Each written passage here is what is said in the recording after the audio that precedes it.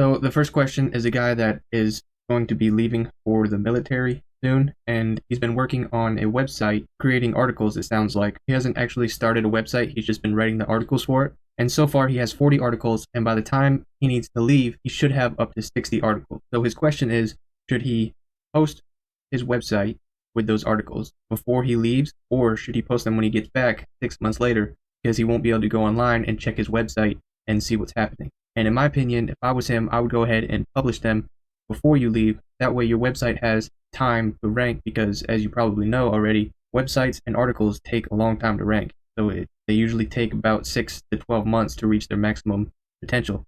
So if you went ahead and posted all 60 articles before you left, when you came back, you might have a pretty successful website. But if you wait until you come back and then you publish them, then you're going to have all your articles published, but they're not going to do anything, because you're going to have to wait anyways. Might as well just publish them. I don't see what the benefit is to waiting. Then you can publish them, see what happens, and then if you need to edit them from there, then when you come back, you can edit them and fix whatever you need to fix. So this guy is just starting out blogging. He's wondering how much it should cost to start blogging.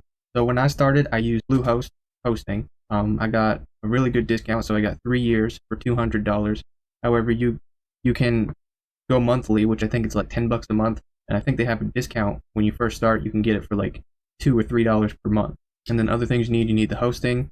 The WordPress is free. You need your domain name, so that's $10 per year. That's pretty much all that you need. You need the hosting, which would be about $10 a month, and then your domain is $10 per year. So you're looking at maybe $10 a month. It's really cheap. That's pretty much the answer to that question. It's about $10 per month if you want to buy a 3-year package, which is what I did. It cost me $200 with Bluehost, and I mean, it doesn't get any cheaper than that. This guy's asking if 5 to 7 years is enough time to take his blog to a point where he can do it full time. It really depends how much money you would consider to be full time. For example, for me, I would probably need to be at the point where I'm profiting probably about $4,000 before I would consider it enough to work full time. But $4,000 a month wouldn't be the full picture, because there's expenses. When you get to that point, you're going to be outsourcing content, and you're going to probably be using different plugins and other things that are going to cost money. So for me, a full-time income online to where I would consider quitting my day job is I'd want to be making $6,000 per month. That way I would have at least $2,000 per month, or like $2,000 or $3,000 per month I would spend on my expenses, and then I would live off the $3,000 to $4,000 for just my bills and stuff. So for me, I would need $6,000. But for somebody else, depending on where you live, you might be able to live off $1,000 or $2,000. It really depends on you. But my first year blogging, in my previous video, I made a site that was worth $25,000 in my first year blogging. And so that website alone is making close to $800 per month. So if I can do that in 1 year, if you multiply that by 5, you do 800 times 5. If we continue with that logic, then I would be making $4,000 per month on my 5th year. If we did 800 times 7, be making 5,600. So in 7 years, according to me, I would be making a full-time income. But with websites, just like with the stock market, it shouldn't be a linear path. It should more be exponential.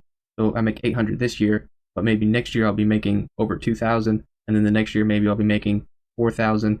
You can't really know. It all depends on how much work you're putting into it, what you're doing. But if you're posting maybe at least 3 articles per week for 5 years, 5 to 7 years, I think if you do your keyword research right, I think you'll be making plenty to be working full time. It's a lot of work, but it's definitely possible. So this guy's asking if it's better for SEO if you have a longer article. And a lot of people ask this, is more words better? And more words give you more chances to hit a certain different keywords. So you won't rank for just the main topic. You'll rank for a bunch of other topics, which will make that article generate more traffic. However, if you're writing a 5,000 word blog post on how tall is the average person, that's really just a 1-sentence answer. There's no reason to write 5,000 words. And so you're not going to rank. You're not going to help yourself out for the main keyword. But you might rank for other keywords, which makes that seem like it's a good idea. It all depends on the topic. Some topics need to be longer articles.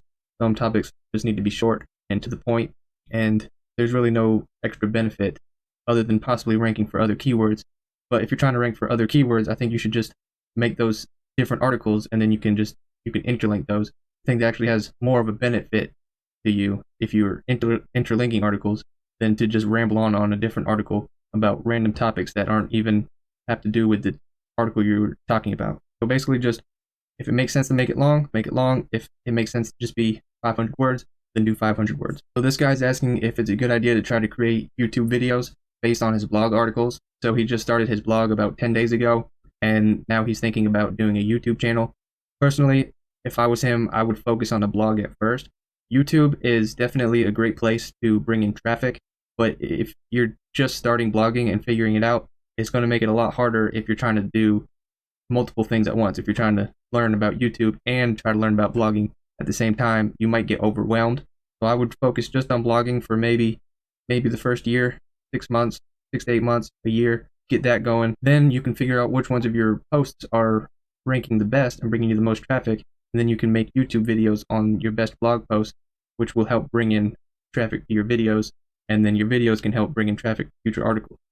That's what I'm doing on my main site. I'm finding my best blog posts. I'm making a video about that blog post, and then I'm embedding the video from YouTube onto the blog, and the blog's actually bringing me traffic. Most of my traffic on YouTube was coming from the blog originally, and then over time, my YouTube channel's been picking up, and now most of my traffic is coming from YouTube search. So it seems to have been a good idea, but I just wouldn't do that at first when you are still trying to figure out blogging, and you might just get overwhelmed. If you think you can handle it, you can. There's definitely a lot of benefits to having a YouTube channel, but that's just the only thing that I'd be worried about is overwhelming yourself.